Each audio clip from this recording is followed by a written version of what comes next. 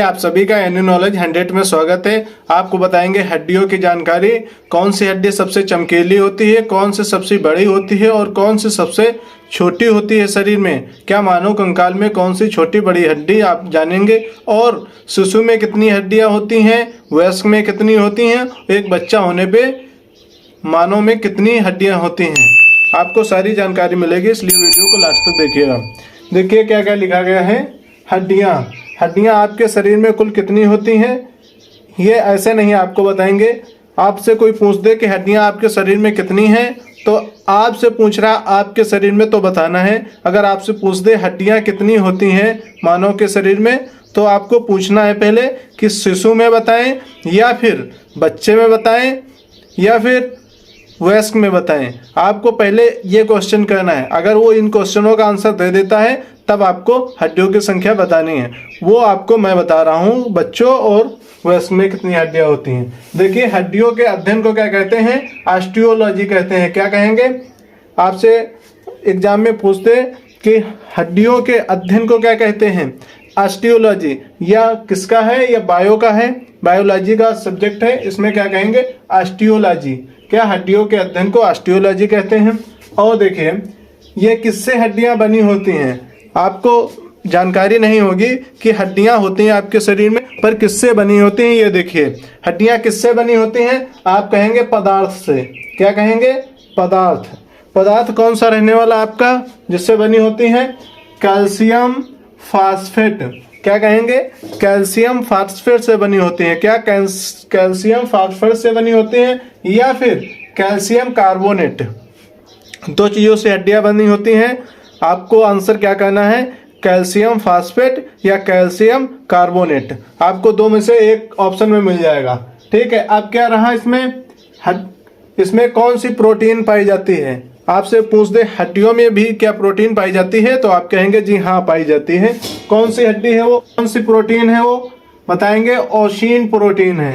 क्या नाम उसका है, ओसिन प्रोटीन। इसको ओसिन ऐसे ही लिखा जाता है, आप कहेंगे ओसिन ऐसे ही लिखा जाता है इंग्लिश में भी।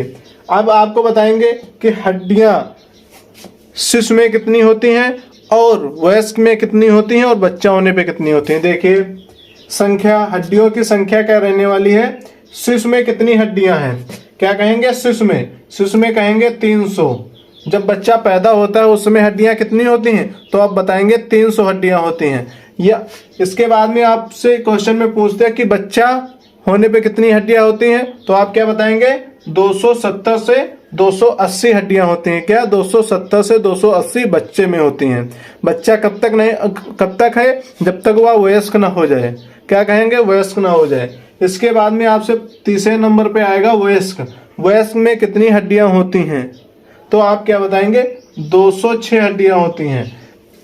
जो भी 15 साल से ऊपर के हो जाते हैं उनमें कितनी हड्डियां होती हैं, 206 होती हैं। क्या 14 के बाद में वयस्क हो जाता है, वयस्क होने पे कितनी हड्डियां हो जाती हैं, 206 हड्डियां होती हैं। देखिए अब क्या लिखा गया, हड्डियों के कार्य क्या होते हैं। आपको नहीं मालूम होगा कि हड्डियां भी कार्य करती हैं, पर जी हाँ हड्डियां काम करती हैं। क्या काम करती हैं, हड्डियां करती हैं आपके शरीर में जो खून होता है, रुधिर, ब्लड, आपके शरीर में जो ब्लड होता है, ब्लड निर्माण का कार्य करती हैं। यह ब्लड निर्माण कहाँ पे होता है, तो आप क्या बताएंगे, अस्थि मज्जा में। क्या कहेंगे, अस्थि मज्जा में। अस्थि मज्जा कहाँ पे होता है, तो आप बताएंगे हड्डियों के बीच में। क्या कहेंगे, हड्डियों के बीच में जो खाली जगह होती है, ये आपका अस्थि मज्जा जैसा है। और ये बीच में खाली जगह जो आपको पड़ी है, ये यहाँ पे ब्लड का निर्माण हो रहा है। क्या कहेंगे, ब्लड का निर्माण हो रहा है। कहाँ पे, अस्थि मज्जा में। अब आपको बताएंगे कि कौन सी सबसे लंबी हड्डी आपके शरीर में है। आपके शरीर में सबसे लंबी हड्डी है फीमर। क्या कहेंगे, फीमर। फीमर कहाँ पाई जाती है, तो आप बताएंगे जांघ में, थाई में। क्या कहेंगे, थाई या जांघ में। कमर के नीचे थाई जांघ होती है, आपके थाई में पाई जाती है। और आपसे पूछते हैं सबसे चमकीली हड्डी। क्या कहें, चमकीली हड्डी। चमकीली हड्डी भी पूछी जाती है। चमकीली हड्डी किसी ने आपको नहीं बताया होगा, पर मैं बता रहा हूँ। सबसे चमकीली हड्डी आपकी होती है टीबिया। क्या कहेंगे, टीबिया। या कहाँ पाई जाती है, या पिडली में पाई जाती है। क्या कहेंगे, पिडली में पाई जाती है। और सबसे छोटी हड्डी कौन सी सबसे पतली हड्डी कौन सी होती है? तो सबसे पतली हड्डी आपको बताएंगे फेबुला। फेबुला फेबुला कहाँ होती है? ये भी पिडली में होती है। क्या कहेंगे? पिडली में। ये कितनी हड्डी होती हैं? देखिए, फीमर की हड्डी 2 होती हैं, फेबुला भी 2 होती हैं और टीबिया भी 2 होती हैं। क्या कहेंगे? ये सारी हड्डियां 2-2 होती हैं। सबसे लंबी हड्डी फीमर, फीमर कितनी होती है? 2 होती है। सबसे चमकीली हड्डी टीबिया, टीबिया भी 2 होती हैं। सबसे पतली हड्डी फेबुला, फेबुला कितनी होती हैं? 2। यह जानकारी आपको अच्छी लगी है तो इसे नोट कर लीजिएगा। आपसे कहीं पे पूछ दिया जाए तो आपको आंसर में बताना है कि हड्डियों का निर्माण क्या बताएंगे?